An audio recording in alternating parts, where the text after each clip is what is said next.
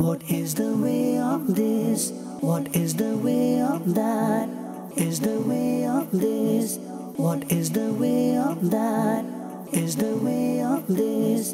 Alhamdulillahi Rabbil Alamin wassalatu wassalamu ala sayyidil mursaleen amma ba'd fa'udhu billahi minash shaitanir rajim bismillahir rahmanir rahim As-salatu wassalamu alayka ya Rasulallah wa ala alika wa ashabika ya Habiballah As-salatu wassalamu alayka ya Nabiyallah wa ala alika wa ashabika ya Nurallah নবী পাক সাল্লাল্লাহু তাআলা আলাইহি ওয়া আলিহি ওয়াসাল্লামের বরকতময় সত্তার উপর দরুদে পাক পড়ার অনেক বরকত রয়েছে। রাহাতুল কুলুবে রয়েছে যে একবার ইহুদিদের একটি দলের নিকট এক ভিক্ষুক, এক অভাবী, এক ফকির আসলো এবং সে এসে ভিক্ষা চাইল।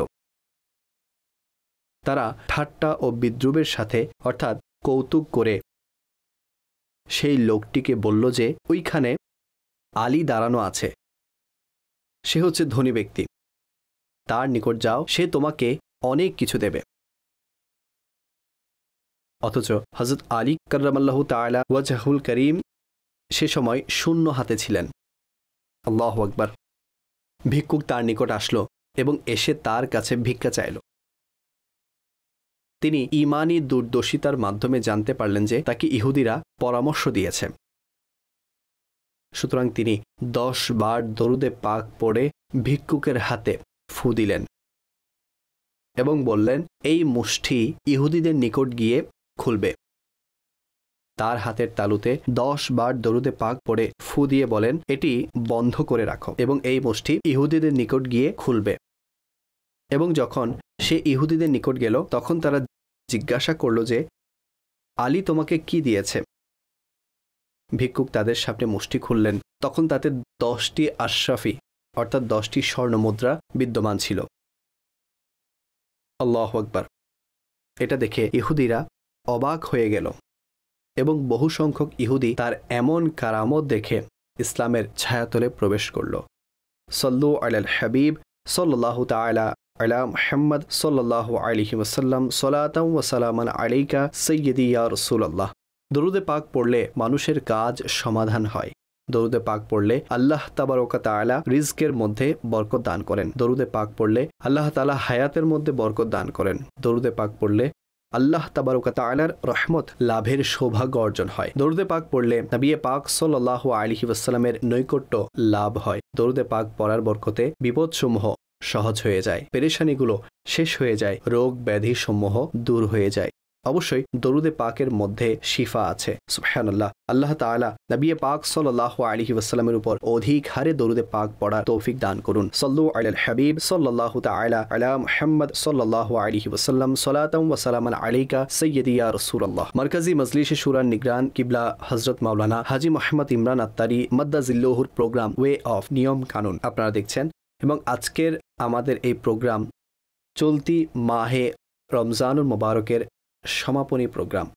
আল্লাহ তাবারক ওয়া তাআলার রহমতে এবং তার অনুগ্রহে মাহে রমজানুল মুবারক যখন আসে তখন আমাদের জিন্দেগির মধ্যে নেকি সমূহের বসন্ত আসে। কোরআন তিলাওয়াতের মানসিকতা তৈরি হয়, মানুষেরা দরুদে পাক পড়েন, আল্লাহর জিকির করেন, নামাজের প্রতি মনোযোগী হন এবং এমন লোকেরা যারা ফজরের নামাজের ক্ষেত্রে অনেক উদাসীনতা দেখাতেন, নামাজ ত্যাগ করতেন, তারাও ফজরের নামাজ পড়ার জন্য যে মসজিদে আসেন, ফজরের নামাজের প্রতি গুরুত্ব দেন, ফজরের সুন্নাতও পড়েন। মাশাআল্লাহুল করিম। যাদেরকে আল্লাহ করিম আগ্রহ দান করেন তারা নফল সমূহ আদায় করেন। তাই আল্লাহ পাকের রহমতে এক নেকিপূর্ণ পরিবেশ হয়ে যায়। আলহামদুলিল্লাহ। ঘরের মধ্যেও যখন সাহারির সময় হয়, ইফতারের সময় হয়, তখন ঘরেও এক নেকিপূর্ণ পরিবেশ তৈরি হয়ে যায়। তাই এই নেকির রুটিনের মধ্যে যা কিছু মাহে রমজানুল মুবারকের বরকতে আমাদের জীবনে অ্যাড হয়েছে, এই রুটিনকে আমরা নিজেদের জীবনের মধ্যে কোন নিয়মে সিস্টেম করতে পারি, কোন পদ্ধতিতে সেটাকে নিয়ে চলতে পারি, এর উপর আজ ইনশাআল্লাহ আমরা মারকাজি মজলিসে শুরা নিগরান হযরত মাওলানা হাজী মোহাম্মদ ইমরান আত্তারি মাদ্দাজিল্লাহুল আলীর সাথে আলোচনা করব। হাজী সাহেব, যে কথাটি আমি শুরুতে বলেছি, আল্লাহর রহমতে মাহে রমজানে নেকির যে রুটিন আমরা লাভ করেছি সেটা যেন আমাদের জীবনের অংশ হয়ে যায়। এমন যেন না হয় যে মাহে রমজান বিদায় নিল, এই নেকির রুটিনও বিদায় নিবে, নামাজিদের নামাজের আগ্রহ চলে যাবে, আল্লাহ তাআলাকে রাজি করার জন্য জিকির আসকার অধিক হারে করা সেটাও শেষ হয়ে যাবে। এই নেকি সমূহ আমাদের জীবনে চলমান থাকা যে আল্লাহর রহমতে মাহে রমজানে অ্যাড হয়েছে, এই ব্যাপারে আপনি কি বলেন? আলহামদুলিল্লাহ রাব্বিল আলামিন ওয়াসসালাতু ওয়াসসালামু আলা খাতামিন নবিয়্যিন। বিষয়টি তো বাস্তবেই আপনি যা বলেছিলেন যে ছিল, এই মাসে শয়তান বন্দী থাকে। এটি মাহে রমজানে আমাদের জন্য অনেক বড় একটি সুবিধা। এছাড়া পরিবেশ তৈরি হয় মাহে রমজানে, এবং অনুকূল পরিবেশ তৈরি হয়, প্রতিকূলতা থাকে না। যদি আমরা বলি যে প্রতিদিন মানুষ এই টাইমে আমাদের কথা শুনবে, এটিও সম্ভব না। ঠিক। মাহে রমজানের একটি নিজস্ব পরিবেশ আছে, তবে এটি থাকে সম্পূর্ণ মাস, একদিন নয়। জি। আর 21 দিনে 21 ডেজ। এমনিতেও বডি অভ্যস্ত হয় কোনো না কোনো প্র্যাকটিসের মধ্যে। অ্যাজ এ মেডিকেল, মানুষের যে বডি ক্লক থাকে তা 21 ডেজ একটি গবেষণা অনুযায়ী জি। তা অভ্যস্ত হয়। মাশাআল্লাহ, যারা পুরো মাস ইবাদত করে আর তাকে গুরুত্বের সাথে নিয়েছে, শুধু বোঝানোর জন্য বলছি, মানুষ ডায়েট প্ল্যান করে থাকে এবং 2 মাস 3 মাসের জন্য তাদেরকে ডায়েট প্ল্যান দেওয়া হয়। আপনি এটি খান, আপনার ওয়েট হ্রাস পাবে। তারা সেভাবে খেলে তাদের ওয়েট হ্রাস পায়। জি। যদি ফলো করেন, 3 মাস পরে সে বলল যে ওজন কমেছে, আমি পুনরায় আগের রুটিনে চলে আসব, তাহলে 1 মাসও লাগবে না। ঠিক। ওয়েট কমে অনেক ধীর গতিতে বাড়ে, খুব দ্রুত গতিতে। ঠিক। তো এখন তার করণীয় হচ্ছে, আপনার ওয়েট হ্রাস পেয়েছে, এখন আপনি এই সতর্কতামূলক রুটিনকে কন্টিনিউ করুন। যদি আপনি নিজেকে মেনটেন রাখতে চান, এখন মাহে রমজান আমরা যে বরকত লাভ করেছি, তো মাহে রমজানের পর এই বরকতকে অবশিষ্ট রাখার জন্য এবং এই ফাইজানকে অবশিষ্ট রাখার জন্য আমাদেরকে মাহে রমজানের রুটিনকে মেনটেন করতে হবে। এর জন্য সিরিয়াস হতে হবে। তাহাজ্জুদের অভ্যাস বানান।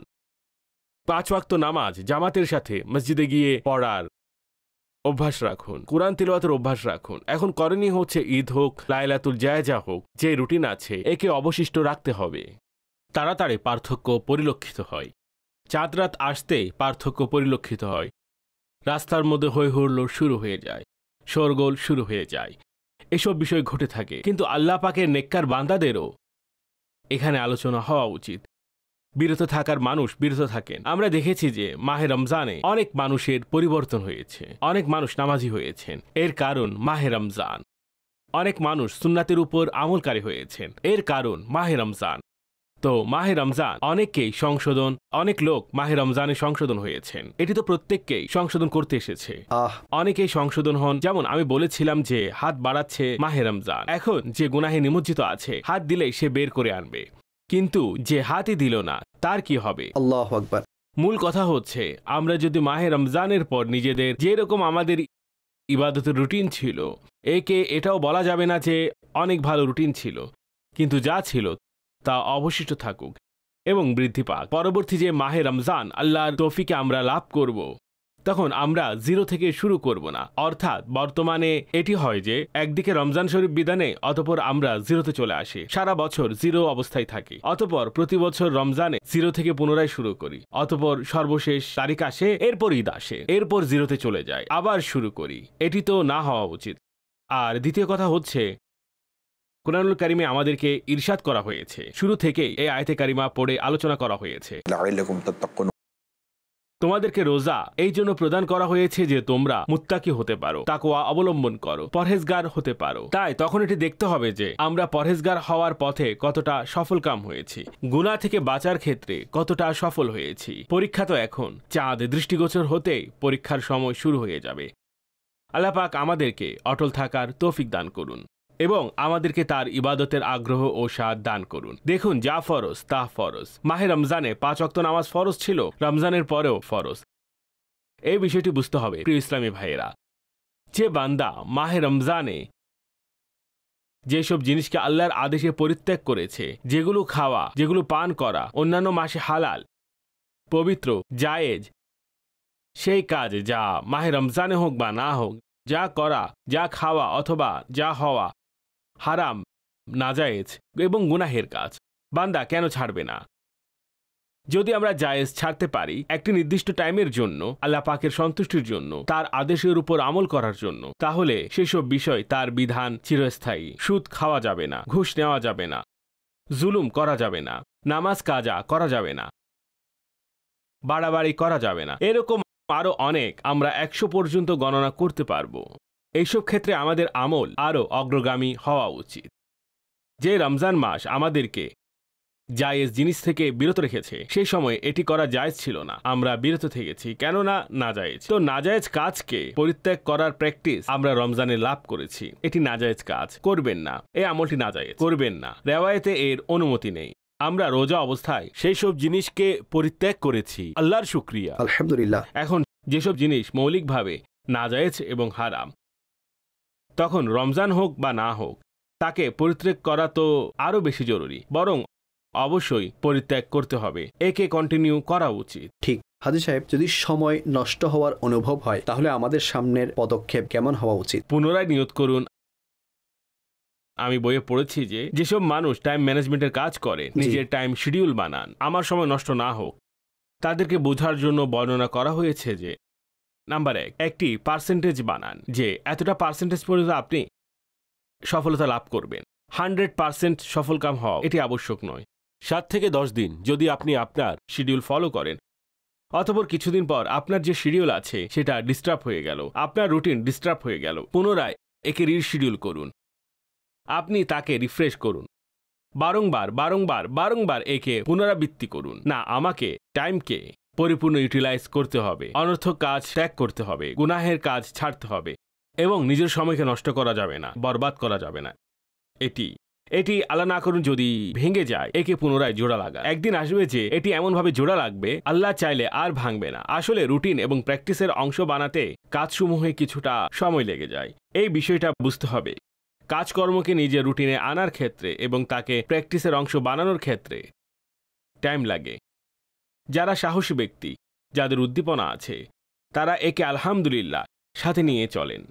মাশাআল্লাহ। হাজী সাহেব, কিছু লোকদের সাথে আমার সাক্ষাৎ হয়েছে, আমি মিলিত হয়েছি এবং আপনার প্রোগ্রামের ব্যাপারে মাশাআল্লাহ তারা একটা খুব ভালো ফিডব্যাক দিয়েছেন। তারা আমাকে একটি কথা এটাও বলেছেন যে নিগরানি শুরা যে কথা বলছেন, বোঝাচ্ছেন, সে কথা অনুযায়ী যখন আমরা কথা বলি তখন কখনো কখনো কি হয়, ঘটনা ডিসব্যালেন্স হয়ে যায়, কাউন্টার আসতে থাকে, কাউন্টার ডিসকাশন হয়ে যায়।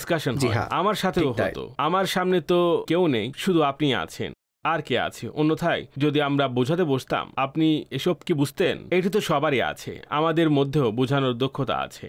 এখন যেহেতু আমাদের সামনে বলার মতো কেউ নেই, এই অর্থে যারা আছেন ঘরে বসে শুনছেন, প্রত্যেকে একমত হবেন এটা আবশ্যক নয়। আচ্ছা, এরপর আমরা জেনারেলি আলোচনা করি, সেই ব্যক্তিকে যিনি কিনা এসব করেছেন তাকে আমরা সামনে বসে বোঝাচ্ছি না, রাইট?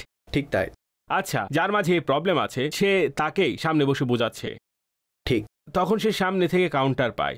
যদি উদাহরণস্বরূপ আমরা সকলে বোঝানোর ক্ষেত্রে যাকে বলা হয় সুগার কোটেড ডিসকাশন, আচ্ছা, স্যান্ডউইচ মেথড নামে আরেকটি মেথড আছে, উপরে নিচে স্লাইস রেখে দিন, মাঝখানে যা খেতে চান তা মাঝখানে রেখে দিন, মারহাবা, ঠিক তো? একে বলে slice method, sandwich method. Sandwich method আলাদা। তো যদি আমরা কাউকে বোঝাতে চাই তাহলে এতে আক্রমণাত্মক আচরণ থাকা যাবে না, অথবা আক্রমণাত্মকও নয়। আপনি নম্রভাবে বোঝাচ্ছেন, কিন্তু আপনার কথাবার্তার মধ্যে খোঁচা মারার ব্যাপার আছে, যাকে জ্ঞানী ব্যক্তিগণ বুঝতে পারেন। তারা শিশু নয়। আপনি মুচকি হেসেও খোঁচা মারা কথা বলছেন, ঠিক। যতটা সম্ভব হয় খোঁচা দেওয়া পরিত্যাগ করুন আপনার কথাবার্তায় এবং তার মাঝে সফটনেস তৈরি করুন। আর এই কথাটি স্মরণ রাখুন, যখন আপনি কাউকে সংশোধন করবেন, তার মনের মধ্যে কিছু না কিছু কষ্ট তো লাগবেই, হালকা বেশি কম তার কষ্ট লাগবে। এখন আপনি চেষ্টা করুন কম থেকে কম, যেমন দেখে থাকবেন ইনজেকশন পুশকারী, সেও একটু একটু মুখে উপর নিচে করতে থাকে, হ্যাঁ, আরেকটু সময় তুলা লাগিয়ে দেয়, এদিকে তাকান, তৎক্ষণাৎ ইনজেকশন মেরে দেয়, আপনিও ওইদিকে মুখ ফিরাতে মেরে দেয়, আর পাশ থেকে সান্ত্বনা প্রদান করতে থাকেন। তো এরকম কাজটি ইনজেকশন পুশকারীও করে থাকেন। আচ্ছা, কিছু ইনজেকশন পুশকারীর হাত হালকা হয়, কখন মেরেছে কখন শেষ করেছে জানা যায় না, ঠিক, খুবই। আচ্ছা হয়ে গেছে, আরে বাহ, মাশাআল্লাহ, অনেক অনেক শুকরিয়া, অনেক অনেক শুকরিয়া, ঠিক আছে। আচ্ছা, এরপর হাতও ব্যথা করে না, জি। আচ্ছা, উভয়ে ইনজেকশন লাগানো ব্যক্তি, উভয়ে ওষুধ দিয়েছেন, জি। আচ্ছা, উভয়ে ইনজেকশন আরোগ্যের উদ্দেশ্যে মেরেছেন, জি। কিন্তু একজনের হাত ভারী, আপনি নিজেই বলেন তার হাত ভারী, তার হাতে ইনজেকশন মারা যাবে না, কেননা সে মারলে 4 দিন পর্যন্ত বরফ লাগাতে হয়, খুব ব্যথা করে, হাত একদম ব্যথা হয়ে যায়।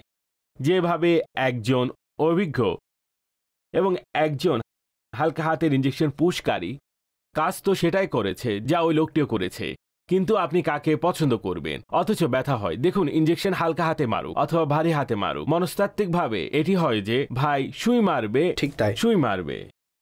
তো বোঝানোর পদ্ধতি ভালোভাবে শেখা উচিত। এতে কি হবে? কম থেকে কম সমস্যা হবে। ঠিক। হাজী সাহেব, কখনো কখনো মানুষ যখন নেক কাজের দিকে আসেন, নেককার হয়ে যান, গুনাহের রুটিন ছেড়ে দেন, নেক কাজের রুটিন গ্রহণ করেন, তাকে বিভিন্ন প্রকারের কথাও শুনতে হয়।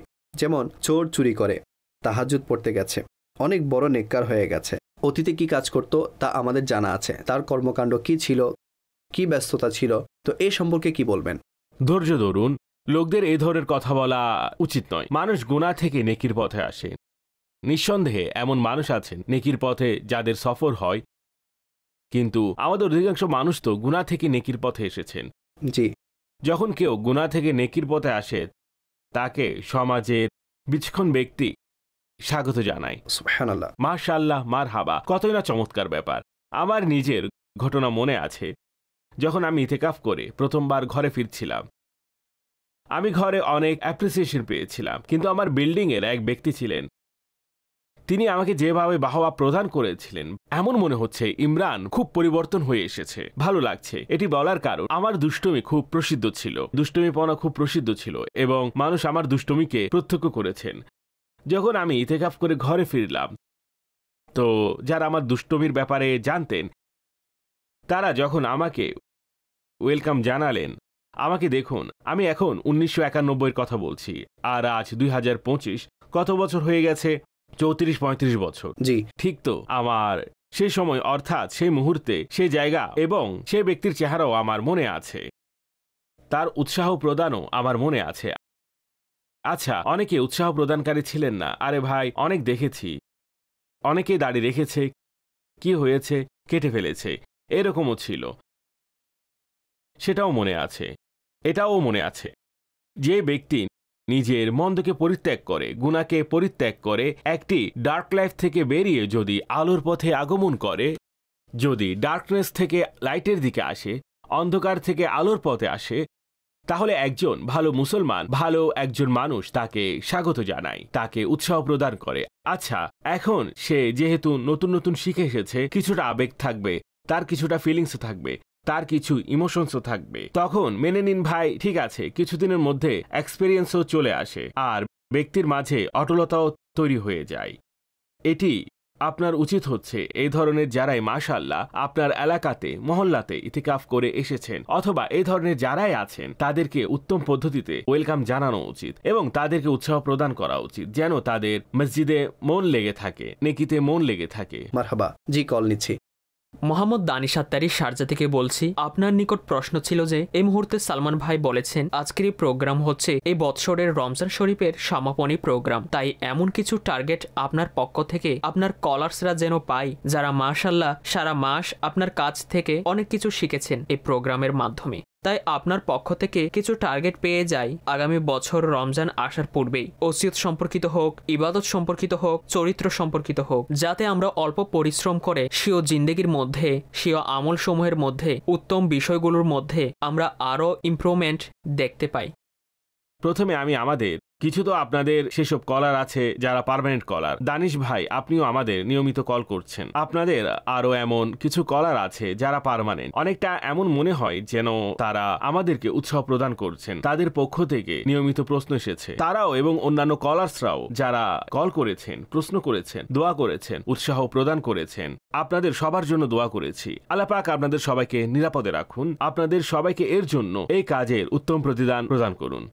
এবং যারা নিয়মিত দেখছেন এবং যারা নিয়মিত ডাইরেক্টলি ইনডাইরেক্টলি অ্যাপ্রিশিয়েট করছেন, করতে পারেননি, অথবা যারাই আমাদের সময় দিয়েছেন, পৌনে 1 ঘন্টা সময় তো দিয়েছেন আমাদের মাদানী চ্যানেলকে, তাদেরকেও আমি অশেষ কৃতজ্ঞতা জানাচ্ছি। আল্লাহ পাক আমাদের সবাইকে এর উত্তম প্রতিদান প্রদান করুন এবং এই পুরো অনুষ্ঠানে ভবিষ্যতে অথবা অতীতে অথবা আজ, আল্লাহ না করুন এমন কোনো কথা যা আপনার, আল্লাহ না করুন, আপনার অন্তরে মানসিক কষ্টের, ব্যথার কারণ হয়েছে, যে সকল শরীয়তের অনুমতি বহির্ভূত, আল্লাহ না করুন যদি আমার কোনো কথায় আপনি কষ্ট পেয়ে থাকেন, ব্যথা পেয়ে থাকেন, দুঃখ পেয়ে থাকেন, আমি একজন মানুষ, মানুষ বলে ফেলে, ধারণা থাকে না এবং পরে ভাবে যে কি বলে ফেললাম, তাই আমি আমার হাত জোর করছি, আপনারা আমাকে ক্ষমা করবেন, দোয়াতেও মনে রাখবেন। আর যেখানে আপনার মনে হয় যে এটি ভুল হচ্ছে অথবা তিনি ভুল বলেছেন, তাহলে কাইন্ডলি আপনি অবশ্যই আমাদের সংশোধন করুন। তবে এটি লক্ষণীয় যে প্রত্যেকেই এরকম হয় যে এটি আমাদের বুঝে আসেনি, বুঝতে না পারা একটি ভিন্ন বিষয়, সে সম্পর্কে আলোচনা হতে পারে। কিন্তু আসল বেস হচ্ছে এই যে আলোচনাটি, এটি শরীয়ভাবে অশুদ্ধ, আমাদের শরীয়ত একে অশুদ্ধ বলে থাকে। তো মাশাআল্লাহ, আপনাদের কাছে যখনই শরীয়তের বিধানের ব্যাপারে এমন মনে হয় যে আমি আল্লাহ না করুন শরীয়ত বহির্ভূত অথবা শিষ্টাচার বহির্ভূত কথা বলছি, আল্লাহ না করুন এরকম বলা উচিত ছিল না, এই ধরনের কোনো বিষয় আছে যা সামাজিকভাবে অ্যাকসেপ্টেবল হয়ে থাকে, হ্যাঁ ভাই এই বিষয়টি সঠিক, ওনার ভুল হয়েছে, হয়ে যায় ভুল, শব্দ নির্বাচনে ভুল হয়ে যায়, বডি ল্যাঙ্গুয়েজে যে এরকম হওয়া উচিত ওরকম হয় না। যেমন মুচকি হাসার পরিস্থিতি ছিল, মুচকি হাসি এলো না, সিরিয়াস থাকার সময় এলো, মুচকি হেসে দিল, কল আসলো, সে ব্যাপারে সিরিয়াস হওয়ার দরকার ছিল, অনেক সময় একে গুরুত্বহীনভাবে রেসপন্স করে থাকে, অনেক বিষয় ঘটতে থাকে যা সম্পর্কে অনেক সময় উপলব্ধি আসে। তবে এই বিষয়ে আমার আবেদন এটাই, যখনই এমন কোনো বার্তা দিবেন তখন আপনার নাম এবং ফোন নাম্বার সাথে দিন, কেননা ওখান থেকে ফোন নাম্বার সহকারে বার্তা আসবে, এটি আবশ্যক নয়। নাম, পরিচিতি এবং ফোন নাম্বার সাথে দিন, যাতে করে প্রয়োজনে যদি আপনার সাথে যোগাযোগ করতে হয়, দেখুন প্রত্যেকের মতামতের জন্য যোগাযোগ করতে হবে, এটি আবশ্যক নয়। আপনার কথা শুনছেন, বুঝতে পেরেছেন, ইনশাআল্লাহ ঠিক আছে, যদি এরকম হয় তাহলে এরকম ফলাফল বের হবে অথবা অন্যরকম ফলাফল বেরিয়ে আসবে। অনেক সময় ভুল বোঝাবুঝি হয়ে থাকে, এরকম হয় না যেমনটি মনে করা হয়েছে। তাহলে আমরা কিভাবে আপনার সাথে যোগাযোগ করতে পারি? এর জন্য আপনার নিকট আমাদের জন্য স্পেস থাকা উচিত। তাই এটি আমার ভুল হতে পারে। আমির আহলে সুন্নতের ব্যবহার খুবই সুন্দর, আমার শোনার ক্ষেত্রে, বোঝার ক্ষেত্রে এটি মনে হয়েছে, হতে পারে আমার বুঝতে ভুল হয়েছে। তিনি ক্ষমাও প্রার্থনা করেন এবং বলেন যে আমাকে আপনারা সংশোধন করে দিবেন। তিনি খুবই শিষ্টাচারপূর্ণ এবং খুবই ডিসেন্ট এবং ম্যাচিউরড আচরণ করেন, কখনো কাউকে কখনো কারো কথা অগ্রাহ্য করেন না। আচ্ছা, শুধুমাত্র সংশোধনের কথা হয় না, অভিযোগমূলক কথা হয় না, অনেক সময় মানুষ নিজের কথাও বলতে চান, সবই আল্লাহর রহমত। তাই এটি মাথায় রাখবেন, এমন নয় যে আপনি পাঠালেন আর আপনি মনে করছেন আমি নিজেই শুনব, এমনটি হবে না। এটি আপনি মনে রাখবেন, কেউ শুনবেন, আমাদের যে সিস্টেম আছে সেখানে শোনা হবে, শুনে অতঃপর সামনে ফরওয়ার্ড করা হবে। আর আমি যা বলছি এটি আমাদের সিস্টেমের লোকেরা শুনছেন, আমি যা বলছি হ্যাঁ এমনই। তাই এই জন্য আমি এটি বলেছি, আজ প্রোগ্রাম শেষ হবে, জানি না আবার কখন আমাদের এই পদ্ধতিতে সাক্ষাৎ হবে। চ্যানেলে তো আমাদের সাক্ষাৎ হয়ে থাকে, কিন্তু আমাদের এই ম্যান টু ম্যান যাকে বলা হয় ফেস টু ফেস ইন্টারাকশন, যদিও আপনার ফেস সামনে থাকে না, কিন্তু একটি কল্পনা থাকে যে আপনারা দেখেন এবং শুনে থাকেন। যাই হোক, আমার জন্য দোয়া করবেন, আল্লাহ আপনাকেও বিনা হিসাবে ক্ষমা করুন, আল্লাহ আমাদের দর্শক শ্রোতাদেরও বিনা হিসাবে ক্ষমা করুন এবং রমজানের বরকত দান করুন। এবং আমাদের হাতে অতি সম্প্রতি তালিমুল কুরআন নামক যে কিতাব এসেছে, কুরআনুল কারীমের তাফসির এসেছে মুফতি কাসিম সাহেব মাদ্দাজিলহুল আলীর, তাই সম্ভব হলে তাকে আগামী রমজানের আগে পড়ে নিন। এর 2টি খণ্ডের 2 ভলিউমের 30 পারায় মাশাআল্লাহ, এতে অনেক ব্যাখ্যা আছে এবং চমৎকার টিকাও রয়েছে, খুবই সহজ পদ্ধতিতে লেখা হয়েছে। তাই এটি সংগ্রহ করুন, আগামী রমজানের আগে এটি শেষ করুন। কোনো নামাজ ছাড়বেন না, মিথ্যা বলবেন না, সুন্নতের উপর আমল করবেন। মাশাআল্লাহ, যা কিছু বলা হয়েছে, পারিবারিক ও শিষ্টাচারমূলক যেসব বিষয় তুলে ধরা হয়েছে, রাগকে নিয়ন্ত্রণ করুন, মুচকি হাসির বিনিময়ে করতে থাকুন, সহ্য শক্তি তৈরি করুন এবং অন্যের হক আদায় করুন। একে অপরকে রেসপেক্ট করুন, সম্মান দিন, গুরুত্ব দিন। অপরজনকে বলুন যে তোমার গুরুত্ব আছে। যখন গুরুত্ব প্রদান করবেন তখন সামনের ব্যক্তির নিকটও আপনার কথা বুঝতে শিখতে সহজ হয়ে যায়। মারহাবা, মাশাআল্লাহ, আল্লাহ বরকত দান করুক। আপনি যে তাফসিরের কথা বলছেন, আলহামদুলিল্লাহ, রুকনে শুরা হাজী আব্দুল হাবিব আত্তারির ভয়েসের মাধ্যমেও মাশাআল্লাহ এটি আসছে, এসে গেছে, অডিও এসে গেছে, আসতে যাচ্ছে, আসছে।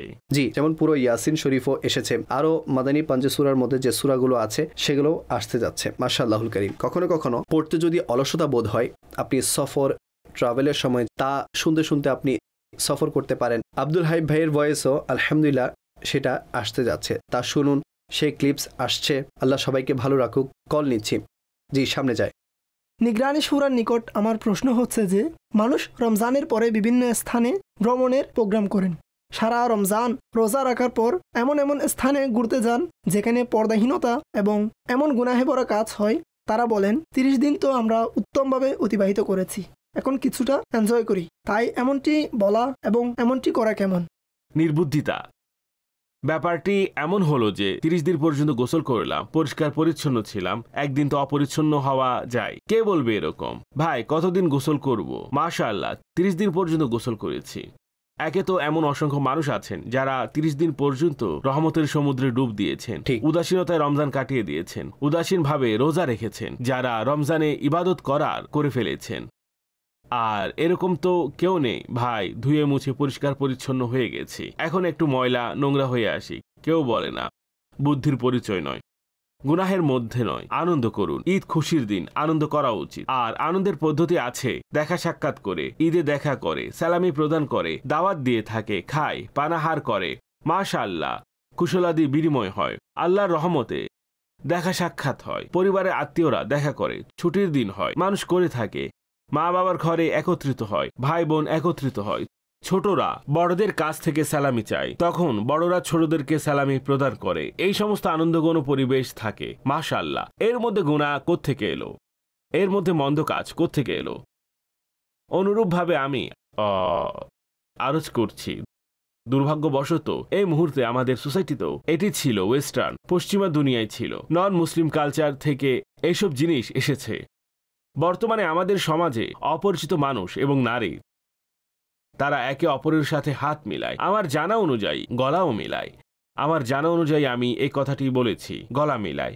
উভয়টি নাজায়েজ এবং হারাম, সেটি আপনার কাজিন হোক অথবা অন্য কোনো পরনারী হোক।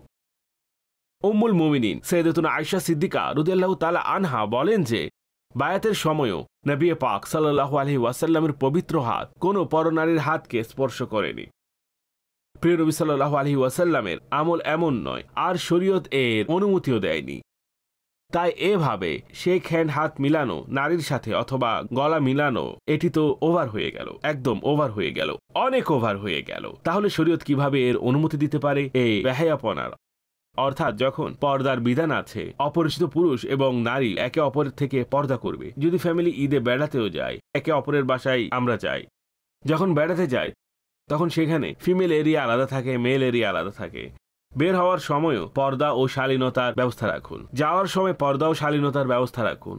নিজের কন্যা শিশুকে এমন পোশাক পরান যা শালীনতাপূর্ণ।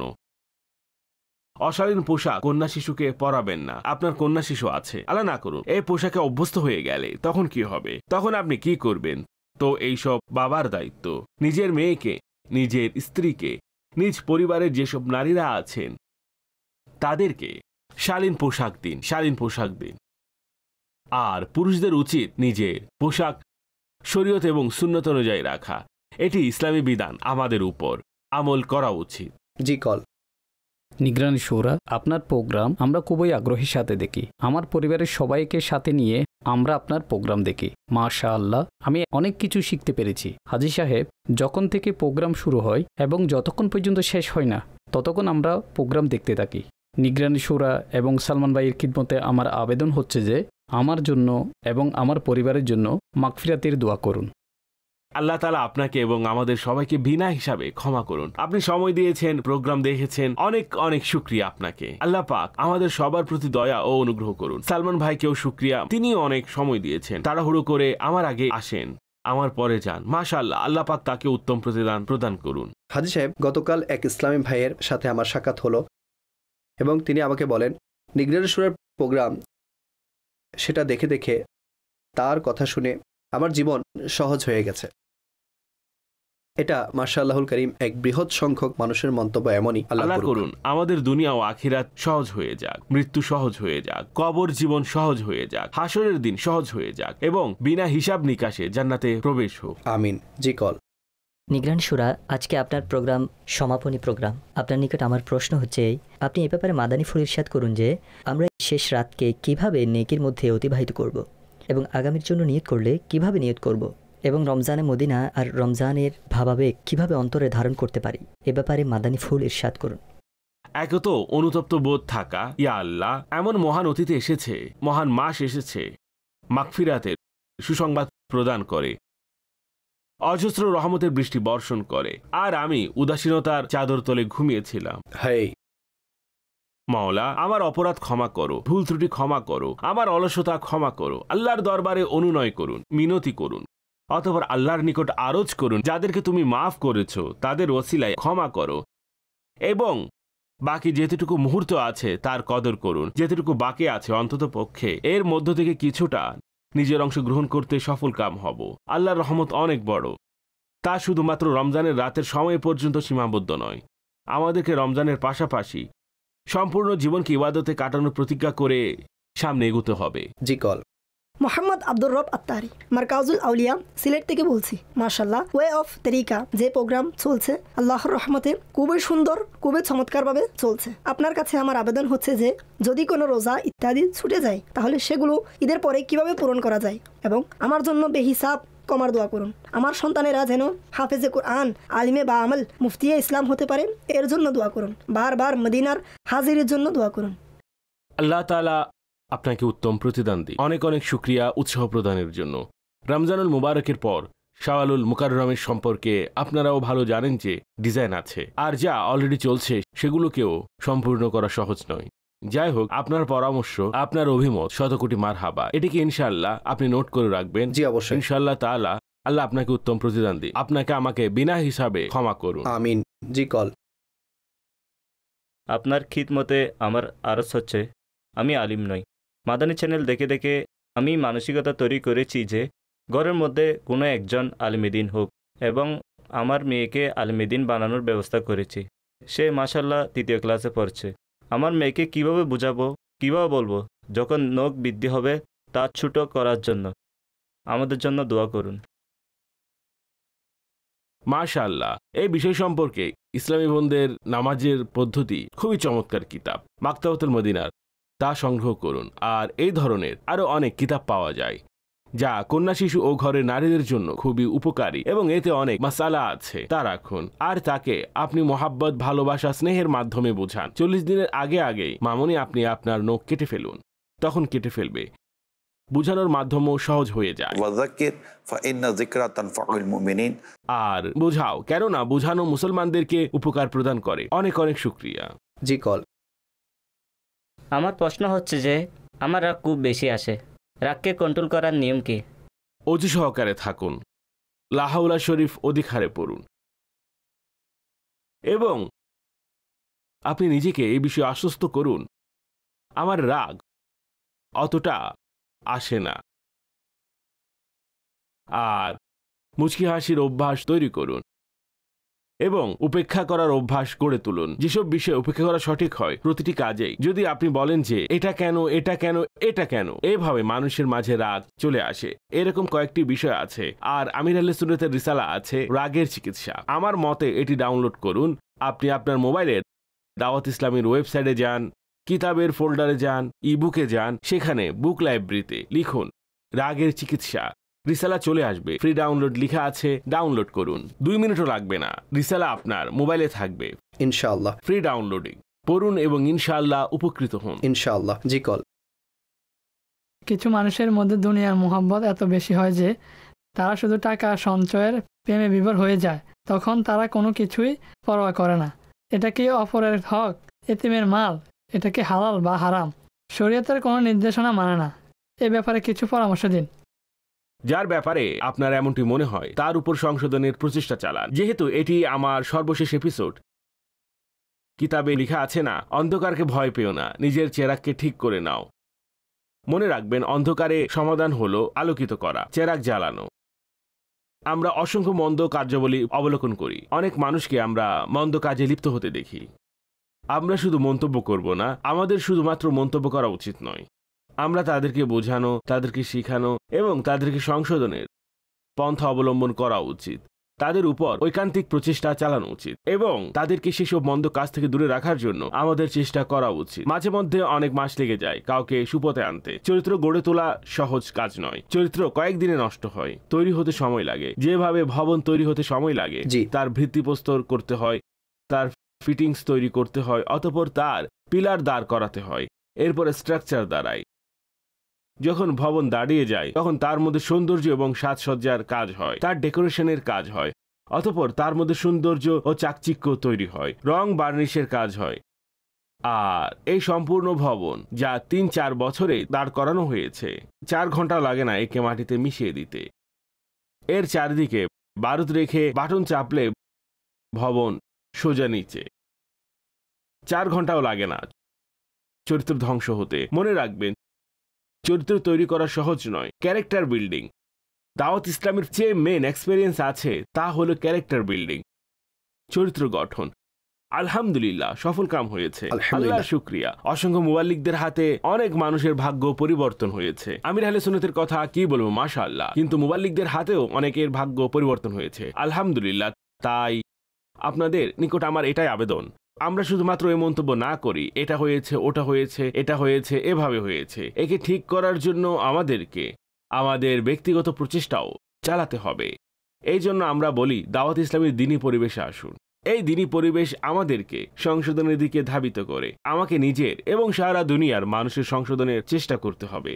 এটি এমন এক প্ল্যাটফর্ম যেখানে আমরা এলে আপনি এর মাধ্যমে শেখার সুযোগ, প্রশিক্ষণের সুযোগ লাভ করেন এবং একে অন্যদের কাছে পৌঁছানো এবং তাদেরকে সঠিক পথে আনার জন্য আপনি সুযোগ লাভ করেন, যা কিনা একেবারে শরীয়ত, সুন্নাত, কুরআন ও হাদিসের বার্তার উপর আমলকারী একটি পদ্ধতি।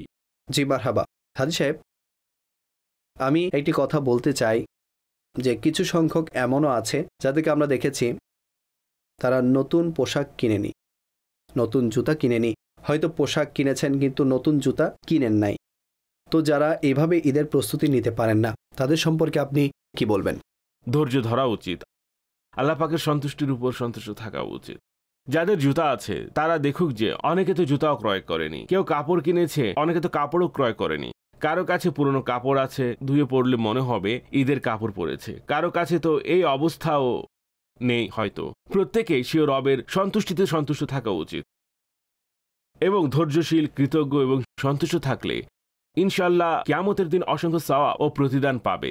দরিদ্ররা ধনীদের চেয়ে 500 বছর পূর্বে জান্নাতে প্রবেশ করবে। কিন্তু এসব দরিদ্রদের ব্যাপারে লেখা আছে ধৈর্যশীল হবে, কৃতজ্ঞ হবে, অর্থাৎ তারা নিজেরা লোভী স্বভাবের না হওয়া। ঠিক বলেছেন। তাই আপনারা ধৈর্য ধরুন, আল্লাহর সন্তুষ্টিতে সন্তুষ্ট থাকুন। আর এটি ভাবুন যে আমার অভ্যন্তর উজ্জ্বল হতে হবে। বাহ্যিক তো ঠিক আছে, তার জায়গা তো আছে, অভ্যন্তর উজ্জ্বল হতে হবে। যাই হোক, আল্লাহ পাক এমন লোকদেরকে সকল সমস্যার সমাধান করুক। আর যাদেরকে আল্লাহ তাআলা তৌফিক দিয়েছেন, যদি তারা এদের সম্পর্কে জানেন, এদের খোঁজ খবর নিয়ে তাদেরকে কিছুটা মনোতুষ্টির এবং আনন্দের ব্যবস্থাও আমাদের করা উচিত। মারহাবা। জি কল। হাজি সাহেব, আগামীকাল ঈদ আসছে, আমরা আনন্দ উদযাপন করছি। হাজি সাহেব, সম্ভবত রমজান শরীফে আপনার এটি শেষ প্রোগ্রাম। দেখতে দেখতে আমাদের থেকে রমজান শরীফ বিদায় নিচ্ছে। হাজি সাহেব, ইতিকাফ পালনকারীগণ রমজান শরীফে পরস্পর মোহাব্বত ও ভালোবাসা এবং উত্তম রূপে মিলিত হন। যেভাবে স্বীয় ঘরেও ছোটরা বড়দের সাথে মোহাব্বত ও ভালোবাসা এবং মাদানী মার্কাজে আমাদের আসা যাওয়া থাকে এবং যেন সারা রমজানের স্মৃতি স্মরণীয় হয়ে থাকে, এ ব্যাপারেও পরামর্শ দিন। আল্লাহ করুন এমনটাই হোক। আর আমরা আমাদের সংগঠন দাওয়াত ইসলামের সাথে, আমাদের মাদানী মার্কাজের সাথে, আমাদের মসজিদের সাথে মজবুত থাকি, সম্পৃক্ত থাকি। দাওয়াত ইসলামের ভাইদের সাথে যোগাযোগ রাখুন। ইনশাআল্লাহ সংগঠনের কাজ তো চলমান আছে, এখানে ইতিকাফ ছাড়াও অন্যান্য কার্যক্রম চলমান থাকে। আর 12 দিনই কাজ তো আপনার এলাকাতেই চলতে থাকে এবং নিয়মিত হতে থাকে। তাতে ব্যস্ত হয়ে যান এবং দাওয়াত ইসলামের ভাইদের সাথে আপনি নিজেকে অ্যাটাচ করুন। কোনো অবস্থাতে এই বাঁধন না খোলা উচিত। ইনশাআল্লাহ তাআলা মারহাবা উত্তম জীবন কাটানোর তৌফিক পাবেন। মারহাবা। জি কল। আমার নাম ওসাইদ। আমার প্রশ্ন হচ্ছে যে অপরাধী কে, হিংসাকারী নাকি যাকে হিংসা করা হয়? হিংসাকারী তো অপরাধী বটেই, কেননা তার হিংসা করার কোনো অনুমতি নেই। তার তো আল্লাহ ও রাসূলের পক্ষ থেকে অনুমতি নেই। সে হিংসা করবে, জেলাসি করবে। তাকে তো হিংসা থেকে বাঁচতে হবে আর ভেবে দেখতে হবে যে কেন তার উপর হিংসা হচ্ছে। এখন যার উপর হিংসা হয়েছে আমরা তাকে অপরাধী বলতে পারি না, তবে এমনিতেই এমন কোনো উপকরণ তৈরি হতে দেবেন না যার ফলে কেউ হিংসার বশবর্তী হয়। তার উপরই নজর লাগবে, এটি তার জন্যই ক্ষতির কারণ হতে পারে। বেসিক্যালি ক্ষতি হিংসুকের, অপর ব্যক্তির কোনো ক্ষতি নেই। অপর ব্যক্তি এই কারণে কষ্ট পেয়ে থাকে যাকে হিংসা করা হয়, কেননা তার সম্পর্কে কমেন্টস আসে, এটা আসে, ওটা আসে, ষড়যন্ত্র চলতে থাকে, কিছু না কিছু মন্তব্য আসতে থাকে, পোস্টও চলতে থাকে, জানি না কি কি হয়ে থাকে। বর্তমানে তার কষ্ট হয়, সে কষ্টের উপর ধৈর্য ধরুক, আল্লাহ পাক তাকে সওয়াব দিবেন। হিংসা হারাম এবং জাহান্নামে নিয়ে যাওয়ার মতো কাজ। কল দিন। সৈয়দ রাশেদ আত্তারি করাচি থেকে বলছি। একটি আরত ছিল যে আমরা শুনেছি আত্মীয়তার মধ্যে দরদ অনুভূতি থাকা উচিত। কথাটা কি সঠিক? যদি এটি সঠিক হয় তবে এর উদ্দেশ্য কি? একে অন্যকে উপলব্ধি করা, একে অন্যের জন্য ফিলিংস তৈরি করা, তার কষ্টকে অনুভব করা, তার পেরেশানিকে অনুভব করা, হকসমূহ উপলব্ধি করা। যদি অনুভূতি নাও থাকে তবুও আত্মীয়তা বজায় রাখতে হবে ভাই। যদি অনুভূতি না হয় তো ঠিক আছে, আল্লাহ অনুভূতি নসিব করুন, কিন্তু আত্মীয়তা বজায় তো রাখতে হয়। আত্মীয়তা ছিন্ন করা যায় না, আর আত্মীয়তা ছিন্ন করার বিষয় নয়। আত্মীয়তা হচ্ছে অটুট রাখার বিষয়। যতক্ষণ শরীয়ত আমাদেরকে ছিন্ন করার অনুমতি না দিচ্ছে তো আত্মীয়তা সর্বদা বজায় রাখতে হবে। আত্মীয়দের ক্ষেত্রে মন বড় রাখুন। আত্মীয়তাকে বজায় রাখার জন্য সেটা ঘরের চার দেওয়ালের মাঝে হোক অথবা আমাদের দেওয়ালের বাহিরে হোক, আমাদের মহল্লা থেকে, আমাদের শহর থেকে, আত্মীয়তা থাকলে সর্বদা মনে রাখবেন তাকে রক্ষা করতে হবে। আমাকে আপনাকে আত্মীয়তা নিয়ে চলতে হবে এবং আল্লাহর রহমতের দৃষ্টি রাখতে হবে। আত্মীয়তা ছিন্ন থেকে আল্লাহ পাক আমাকে আপনাকে হেফাজত করুন, আমিন। জি কল। হাফেজ মোহাম্মদ রমজান আত্তারি স্পেন থেকে বলছি। মাশাআল্লাহ, অনেক প্রিয় অনুষ্ঠান, খুবই মূল্যবান বিষয়। আত্মীয়তা কিভাবে রক্ষা করা যায় খুব সুন্দরভাবে প্রচারিত হয়েছে। এ সম্পর্কে নিগরানি শূরার নিকট আরজ হচ্ছে যে আমার বিশেষ করে ইউরোপে যখন থাকি, যেমন আমরা কখনো কখনো ওইখানে এসে থাকি, বাংলাদেশেও হয়ে থাকে যে পরিবারের লোকজন কোথাও না কোথাও আত্মীয়তা ঠিক করে রাখে। এখন বর্তমানে লক্ষ্য করা যায় যে এখানে এমন কিছু লোক থাকেন যাদের নিকট ডকুমেন্টস নেই। নিজের দেশে যাওয়ার জন্য একটা নির্দিষ্ট সময় অপেক্ষা করতে হয়, কিন্তু যেখানে তাদের জন্য আত্মীয়তা ঠিক করা হয়েছে তাদেরকে বলা হয় যে চলতি বছর ডকুমেন্টস ক্লিয়ার হয়ে যাবে, এখনই হয়ে যাবে, অথচ ডকুমেন্টস কখন ক্লিয়ার হবে তা জানেন না। এভাবে অনেক দিন যাবৎ অপেক্ষা করতে থাকে। পরিশেষে যখন নিজ দেশে আসতে পারেন না তখন আত্মীয়তা বিচ্ছেদ হয়ে যায়। আত্মীয়তা বিচ্ছেদের পর সামনে আরও অনেক ঘটনা ঘটে। দুটি পরিবার, দুটি ঘর পরস্পর কিভাবে বিচ্ছেদ হতে পারে এবং তাদের কি করা উচিত এ ব্যাপারে নিগরানি শূরার নিকট আরজ হচ্ছে যে এভাবে পাত্রপাত্রীর আত্মীয়তা চূড়ান্ত করা উচিত কি না, এভাবে আত্মীয়তার বন্ধন চূড়ান্ত করে উভয় পরিবারকে কিভাবে অপেক্ষা করা উচিত, কিভাবে কম্প্রোমাইজ করা উচিত, কতদিন অপেক্ষা করা উচিত, এ ব্যাপারে কিছু মাদানী ফুল ইরশাদ করুন। এটি খুবই সিরিয়াস ম্যাটার্স, খুবই জেনিয়ান ম্যাটার। আর এমনটি দেখা যায় যে যার ডকুমেন্টস তৈরি হয়নি সেও নিশ্চিত নয় যে আমার ডকুমেন্ট কখন তৈরি হবে। সেও আশায় থাকে আমি তো সাক্ষাৎ করে এসেছি, 5-5, 6-6, 7-7, 10-10 বছর হয়ে গেছে, ডকুমেন্ট তৈরি হয়ে আসেনি। স্পেশালি আমি ইউরোপিয়ান দেশগুলোর কথা বলছি, কেননা তারা যেভাবে যাওয়া চলে যায়। এই ব্যাপারে আমি কি মন্তব্য করব? অতঃপর তাদের বলা হয় ডকুমেন্ট জমা দাও। তারা কিভাবে ডকুমেন্টস জমা দেবে? এর মধ্যে ব্যান করা হয় ডকুমেন্টস এর উপর। ডকুমেন্টস প্রসেস করা হয় না, তখন তারা করতেও পারে না, তারা ফিরেও আসতে পারে না। আসলে একে তো বের হওয়া কষ্টকর, বের হবে কিভাবে, এয়ারপোর্টে কি উত্তর দিবে, অতঃপর ফিরে আসা তাদের জন্য তো চূড়ান্তভাবে রাস্তা বন্ধ প্রতীয়মান হয়। তো এমন পরিস্থিতির মধ্যে নাম্বার 1, প্রথম কর্তব্য হচ্ছে পরস্পরের মধ্যে যতক্ষণ একে অন্যের সাথে পরামর্শ না করা হচ্ছে, একে অন্যের সন্তুষ্টি না হবে, তাহলে অগ্রসর না হওয়া। আমি তো বলবো ছেলে যদি বলে থাকে এই বছর চলে আসবো, সেও নিশ্চিত নাকি এই বছর চলে আসবে। পরিস্থিতি বদলে যায়, অবস্থা বদলে যায়, গভর্নমেন্ট বদলে যায়, ডিপার্টমেন্ট বদলে যায়, অর্থাৎ ডিপার্টমেন্টের মানুষও বদলে যায়, সেও নিশ্চিত তথ্য জানে না। এটি তো খুব বুঝে শুনেই অগ্রসর হওয়া উচিত। বলে দেওয়া উচিত ভাই 5 বছরও লাগতে পারে, 10 বছরও লাগতে পারে, ডকুমেন্ট নাও হতে পারে, এর চেয়ে বেশি সময় লাগতে পারে, হতে পারে কাল ডকুমেন্ট হয়ে যাবে, উদাহরণ দিচ্ছি। তো এই ধরনের বিষয় গোপন রেখে, লুকিয়ে রেখে কথা বলা না উচিত। ভাই বেশি বিস্তারিত বলে না, সম্বন্ধ হবে না। কেন বিস্তারিত বলবেন না? সম্পূর্ণ খুলে বলুন আপনি, যেন কাল কিছু হলে আপনি বলতে পারেন আমি বলেছিলাম, এরকম হতে পারে, যাই হয়েছে আমরা সন্তুষ্ট চিত্তে করেছিলাম। এখন যদি আল্লাহ না করুন, আল্লাহ না করুন, পরিস্থিতি এমন হয়ে গেছে ডকুমেন্ট হচ্ছে না, আর আল্লাহ না করুন বাগদানের বিষয়টি রক্ষা করা যাচ্ছে না, তাহলে গুনাহের মাধ্যমে কেন ভাঙবেন? ঠিক আছে, দোষ কার? বাহ্যিকভাবে দেখলে ঠিক আছে, না ছেলে জেনে বুঝে বিদেশে বসে আছে, না মেয়ে এসব কিছু করছে, আসলে মিসআন্ডারস্ট্যান্ডিং। এমন পরিস্থিতির মধ্যে গুনাহ থেকে বেঁচে, একে অপরকে কষ্টদান থেকে বেঁচে এবং গীবত, চগলখুরি ও অপবাদ ও মনের কষ্টদান থেকে বেঁচে অতঃপর একটি ভালো মোড়ে রাস্তা আলাদা করে নেওয়া উচিত। ভালো মোড় নিয়ে রাস্তা পৃথক করে নিন। এরকম মোড় আসে যাকে টি বলা হয়, টি এর মতো বানানো থাকে, তাই না? তো আসুন, একজন একদিকে চলে যান, আরেকজন ওদিকে চলে যান, সামনে রাস্তায় বন্ধ। তখন করণীয় হচ্ছে একটি ভালো মোড় নিয়ে, ভাই আপনি এদিকে চলে যান, আমি ওইদিকে চলে যাই, ঠিক আছে? আর একে অপরকে এভাবে করে চলে যান। কি করতে পারেন আপনি? ম্যাক্সিমাম চেষ্টা করুন যে সম্পর্ক অটুট থাকুক, তবে এমন পরিস্থিতিতে যদি এমন পরিস্থিতি তৈরি হয় তাহলে গুনাহের মাধ্যমে পৃথক হওয়ার চেষ্টা করবেন না। হাজী সাহেব, আলহামদুলিল্লাহ আমরা কলগুলো যুক্ত করেছি। আল্লাহর অনুগ্রহে যা কল ছিল সেগুলো আমরা যুক্ত করেছি। আল্লাহ পাক আপনাকে হাস্যজ্জ্বল রাখুন, সর্বদা নিরাপদ রাখুন এবং আমাদেরকে আল্লাহ পাক মাহে রমজানের বরকত এবং রহমত আর অনুগ্রহ থেকে বঞ্চিত না করুন। আপনাদেরকে পুনরায় আরেকবার অনেক অনেক শুকরিয়া, অনেক অনেক শুকরিয়া। পুনরায় আরেকবার যদি কোনো বলা বা শোনার ক্ষেত্রে কোনো ভুল ত্রুটি হয়ে থাকে ক্ষমা প্রার্থনা করছি। নিজের খেয়াল রাখুন, পরিবারের খেয়াল রাখুন, আপনার মা বাবার অবশ্যই খেয়াল রাখুন। মা বাবার হক আদায় করুন, স্ত্রীর হক আদায় করুন। সবাই একে অপরের হক আদায় করে চলুন এবং মুহাব্বতের সাথে চলুন, ভালোবাসার সাথে চলুন, মুসলমানকে সম্মান করে চলুন। আর রাসূল আকরাম সাল্লাল্লাহু আলাইহি ওয়াসাল্লাম এর ইশক ও মুহাব্বতময় জীবন অবলম্বন করে চলুন। ব্যাস সুন্নতের উপর আমল করব, ইসলাম এবং দ্বীন অনুযায়ী নিজ নিজ পরিবারকে প্রশিক্ষিত করব এবং আমার ঘরে 4 দেওয়াল দরজা জানালাও গুনাহ থেকে নিরাপদ থাকবে।